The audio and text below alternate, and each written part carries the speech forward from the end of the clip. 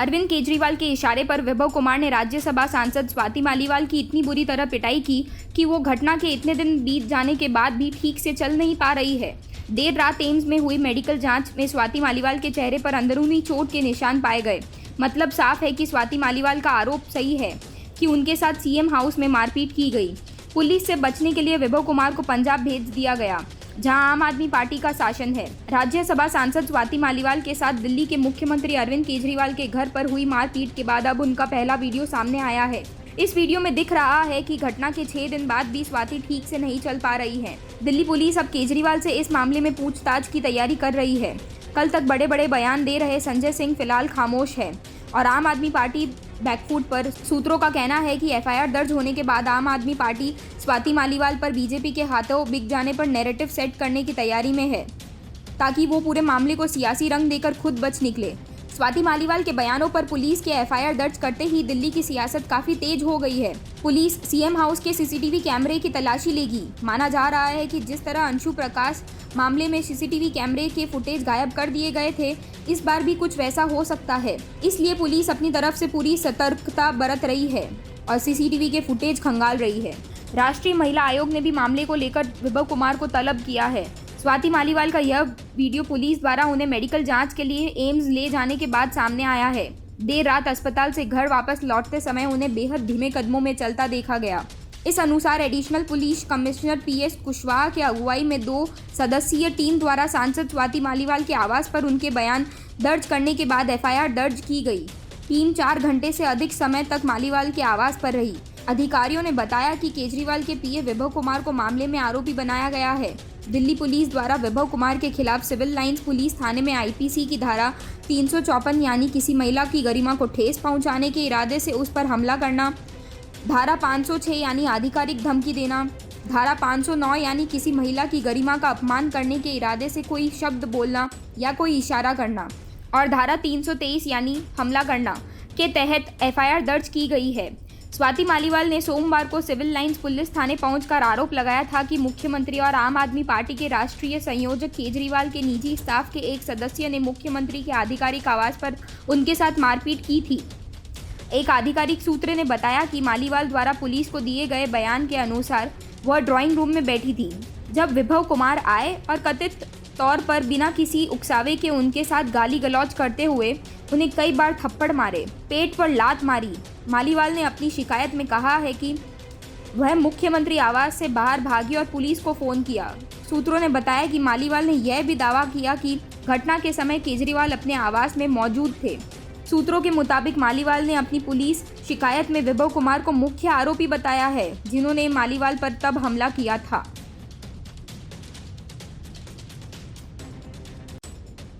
स्वाति मालीवाल पिटाई मामले में अरविंद केजरीवाल चौतरफा घिर गए हैं। संकट इतना बड़ा है कि केजरीवाल चुनाव प्रचार छोड़कर पंजाब से दिल्ली रवाना हो गए। इसके पहले पहली बार बिना नाम लिए स्वाति मालीवाल ने अरविंद केजरीवाल पर निशाना साधा। अपने एक्स हैंडल पर उन्होंने लिखा कि हर बार की तरह इस बार भी राजनीतिक हिटमैन ने खुद को बचाने की कोशिश शुरू कर दी है। अपने लोगों से ट्वीट करवा के बिना संदर्भ के वीडियो चला के इसे लगता है कि ये इस अपराध को अंजाम देने से खुद को बचा लेंगे। कोई किसी को पीटते हुए वीडियो बनाता है भला? घर के अंदर की ओर कमरे की सीसीटीवी फुटेज की जांच होते ही सत्य सबके सामने होगा। जिस हद तक गिर सकता है गिर जा, भगवान सब देख रहा है। एक न एक दिन सब सच्चाई दुनिया के सामने आ जाएगी। असल में स्वाति मालीवाल की यह प्रतिक्रिया तब आई जब केजरीवाल के आवास पर हुई घटना का एक छोटा सा क्लिप जानबूझकर वायरल करवाया गया, जिसमें स्वाति मालीवाल की सुरक्षाकर्मियों से बहस हो रही है। सुरक्षाकर्मी मालीवाल को वहां से जाने को कह रहे हैं, लेकिन वो जाने के लिए तैयार नहीं है। इसी बहस के दौरान स्वाति मालीवाल विभव कुमार के बारे में कुछ शब्दों का प्रयोग करती है, लेकिन इस क्लिप में न जाने तो इसके आगे का कुछ है और न पीछे की घटना का। इसलिए माना जा रहा है कि यह क्लिप जानबूझकर जांच को भटकाने की नीयत से फैलाया गया है, क्योंकि कुछ ही दिनों के बाद दिल्ली में चुनाव है और आम आदमी पार्टी डैमेज कंट्रोल में जुटी हुई है। आम आदमी पार्टी की तरफ से यह सब तय किया जा रहा है, जब हाल ही में संजय सिंह यह स्वीकार कर चुके हैं कि स्वाति मालीवाल के साथ सीएम हाउस में अभद्रता हुई। दिल्ली महिला आयोग की पूर्व अध्यक्ष और आम आदमी पार्टी की वरिष्ठ नेता का आरोप है कि सीएम केजरीवाल के आवास के भीतर उन पर हमला किया गया। पुलिस को दी अपनी शिकायत में स्वाति ने कहा कि केजरीवाल के निजी सचिव विभव कुमार ने बिना किसी उकसावे के उन्हें बुरी तरह पीटा, थप्पड़ जड़े और लातें भी मारी। उन्होंने यह भी कहा कि जिस वक्त उन पर हमला हुआ अरविंद केजरीवाल भी आवास के भीतर मौजूद थे। पुलिस ने विभव के खिलाफ एफआईआर दर्ज कर ली है। इस बीच आम आदमी पार्टी ने पूरे मामले पर चुप्पी साध ली है। हालांकि मंगलवार को आम आदमी पार्टी के राज्यसभा सांसद संजय सिंह ने इस बात की पुष्टि की थी कि सीएम के आवास में उनके साथ अभद्रता की गई। उन्होंने कहा था कि मुख्यमंत्री ने घटना का संज्ञान लिया है और एक्शन लिया जाएगा। हालांकि बुधवार रात जब केजरीवाल लखनऊ पहुंचे तो विभव उनके साथ दिखे। इस पर भाजपा ने नए सिरे से दिल्ली के मुख्यमंत्री पर हमला शुरू कर दिया। केजरीवाल से स्वाति को लेकर सवाल किए गए, लेकिन उन्होंने चुप्पी साध ली।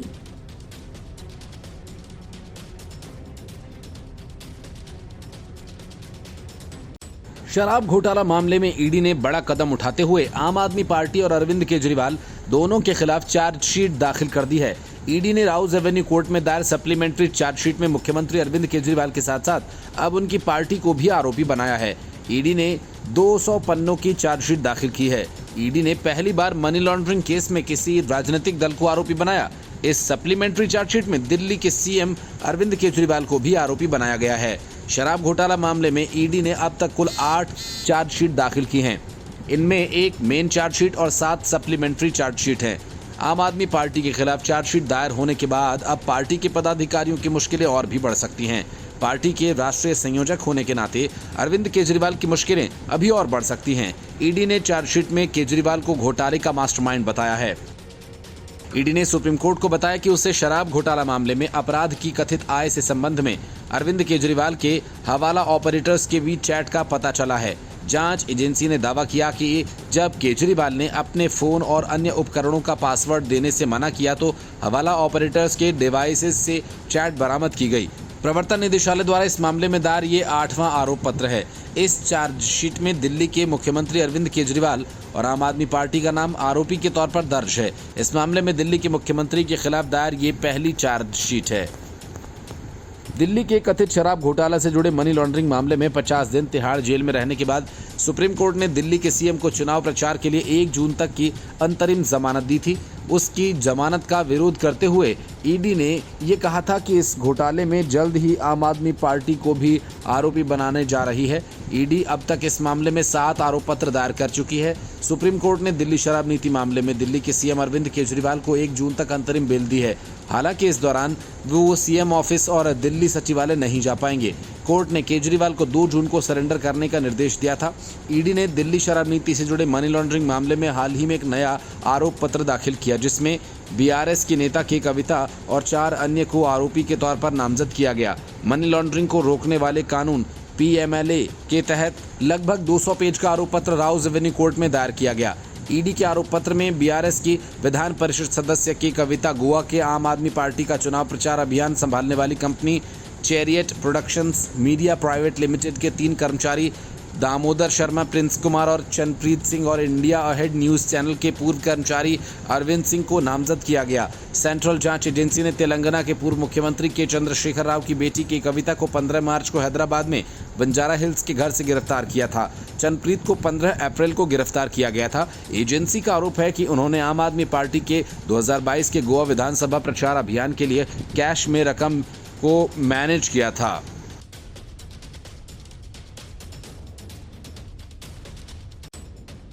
स्वाति मालीवाल के साथ अरविंद केजरीवाल के घर में हुई मारपीट के बाद आम आदमी पार्टी और अरविंद केजरीवाल की मुश्किलें काफी बढ़ गई हैं। एक तरफ जहां इस घटना के बाद केजरीवाल की पार्टी में बगावत तेज हो गई है, तो दूसरी तरफ सहयोगी पार्टियां भी केजरीवाल से किनारा करने लगी हैं। खासकर कांग्रेस ने तो लगता है कि आम आदमी पार्टी से पूरी तरह से किनारा कर लिया।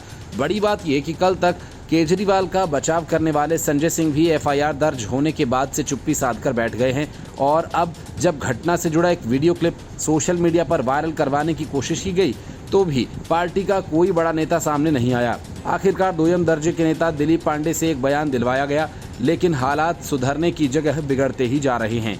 दिल्ली में कांग्रेस की रैली होने जा रही है, लेकिन इस रैली में शामिल होने के लिए केजरीवाल को निमंत्रण देना जरूरी नहीं समझा गया। इतना ही नहीं, राहुल गांधी मुंबई में हुई उस रैली से भी किनारा कर लिया जिसमें केजरीवाल को आमंत्रित किया गया। स्वाति मालीवाल के साथ हुई घटना के बाद से इंडी गठबंधन के कई सहयोगी दलों ने आम आदमी पार्टी के राष्ट्रीय संयोजक अरविंद केजरीवाल से दूरी बनाना शुरू कर दिया है, जिसमें कांग्रेस पार्टी भी शामिल है। कांग्रेस का दिल्ली में आम आदमी पार्टी के साथ गठबंधन है, मगर अब उसके बड़े नेता केजरीवाल के साथ प्रचार करने से बचने लगे हैं।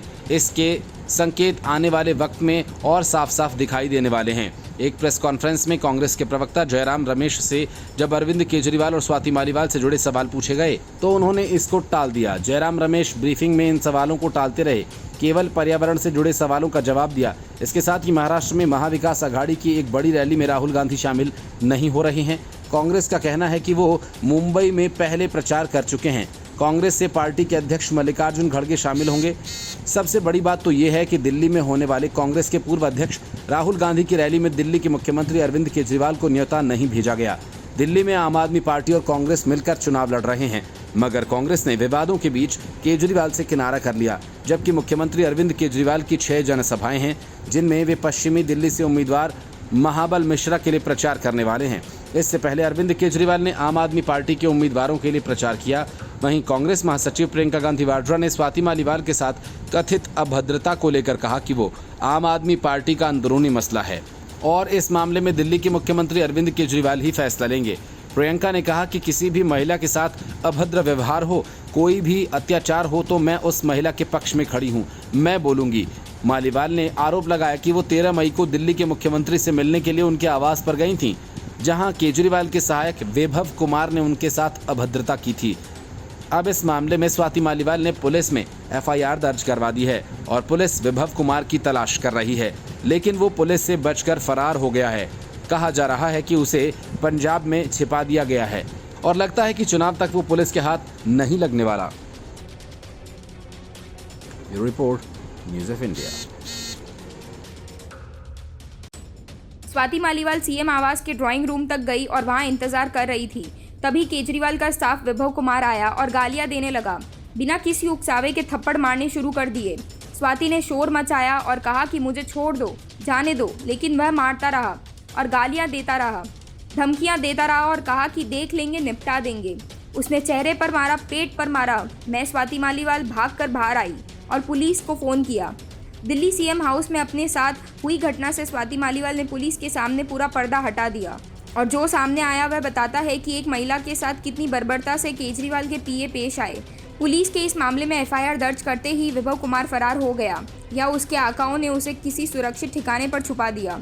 पुलिस की 10 टीमें पूरी रात वैभव कुमार की तलाश करती रही। घर पर वैभव की पत्नी अकेली थी। यह सब होने के कुछ घंटे पहले तक वैभव कुमार केजरीवाल और संजय सिंह के साथ घूम रहा था, लेकिन एफआईआर होते ही वह फरार हो गया। जाहिर है कि वैभव कुमार के गायब होने में मददगार हाथ मामूली नहीं होंगे। दिल्ली पुलिस अब इस पूरे मामले में एक्टिव हो गई है और स्वाति मालीवाल की शिकायत के आधार पर टाइमलाइन के हिसाब से मामला समझ रही है। शिकायत के बाद अब वैभव कुमार की तलाश में पुलिस सीसीटीवी फुटेज खंगाल रही है ताकि यह पता लगाया जा सके कि वह कहां है। पुलिस में शिकायत दर्ज कराने के बाद स्वाति मालीवाल का दिल्ली के एम्स में मेडिकल चेकअप हुआ। राज्यसभा सांसद स्वाति मालीवाल ने वैभव कुमार पर कई आरोप लगाए हैं। उन्होंने सोशल मीडिया पोस्ट में लिखा कि उनके साथ जो हुआ वह बहुत बुरा हुआ। उन्होंने पुलिस से उम्मीद जताई है कि मामले में उचित कार्रवाई की जाए। स्वाति मालीवाल ने वैभव कुमार पर 5 थप्पड़ मारने और 6 पेट में लात मारने जैसे गंभीर आरोप लगाए हैं। स्वाति मालीवाल ने अपने साथ हुई घटना के 81 घंटे बाद 2.5 पेज की शिकायत दी। स्वाति ने उस दिन हुई घटना का पूरा विवरण पुलिस अफसरों को बताया। इसके बाद दिल्ली पुलिस ने स्वाति मालीवाल के साथ बदसलूकी के मामले में मुख्यमंत्री अरविंद केजरीवाल के पीए वैभव कुमार के खिलाफ एफआईआर दर्ज कर ली है। सूत्रों के मुताबिक स्वाति ने सीएम आवास पर अपने साथ बदसलूकी का आरोप सीएम के निजी स्टाफ पर लगाया है। शिकायत देने के बाद स्वाति मालीवाल ने अपना पक्ष भी रखा। बीते सोमवार को मालीवाल सीएम आवास पहुंची थी। उन्होंने वहीं से पीसीआर कॉल कर बदसलूकी का आरोप लगाया। इसके बाद वह सिविल लाइन्स थाने भी पहुंच गई, लेकिन शिकायत दिए बगैर लौट आई। सूत्रों का कहना है कि पुलिस ने स्वाति मालीवाल से मुख्यमंत्री अरविंद केजरीवाल के आवास पर उनके साथ हुई कथित बदसलूकी की घटना के बारे में जानकारी ली। पुलिस टीम करीब 4 घंटे तक मालीवाल के आवास पर रही। करीब 2.5 पेज के अपने बयान में स्वाति मालीवाल ने पुलिस को बताया कि मुख्यमंत्री आवास की लॉबी में उनके साथ 13 मई को किस तरह से बदसलूकी की गई। स्पेशल सेल की टीम ने सुरक्षा व्यवस्था सहित कई मसलों पर स्वाति मालीवाल से बात की। स्पेशल सेल के एडिशनल कमिश्नर प्रमोद कुशवाहा खुद मालीवाल के घर उनका बयान दर्ज करने के लिए पहुंचे थे। दिल्ली पुलिस के वरिष्ठ अधिकारियों ने बताया कि स्वाति मालीवाल के साउथ दिल्ली स्थित आवास के बाहर सुरक्षा बढ़ा दी गई है। फिलहाल आवास के बाहर अर्धसैनिक बल की कई जवानों को तैनात किया गया है। ज़रूरत पड़ने पर इनकी संख्याओं में और भी इजाफा किया जा सकता है।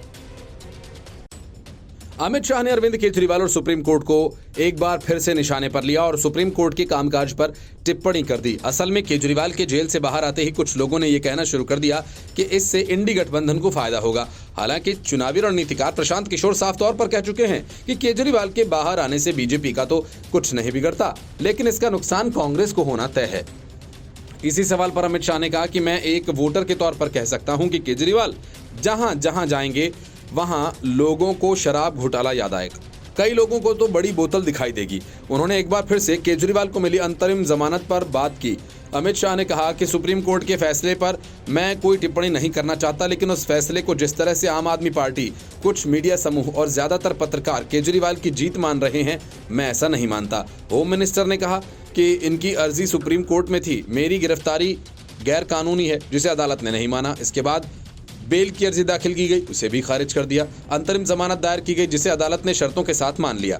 यदि इन्हें अपने ऊपर इतना ही विश्वास, तो फिर सेशन कोर्ट में अर्जी डालें और मांग करें कि मेरे ऊपर लगे आरोप ही गलत हैं। अरविंद केजरीवाल कह रहे हैं कि आप मुझे वोट दो, फिर मुझे कोई जेल नहीं भेजेगा। इस पर अमित शाह ने कहा कि इस पर उन जज साहब को सोचना है जिन्होंने इनको बेल दी। इससे बड़ी अवमानना अदालत की हो ही नहीं सकती।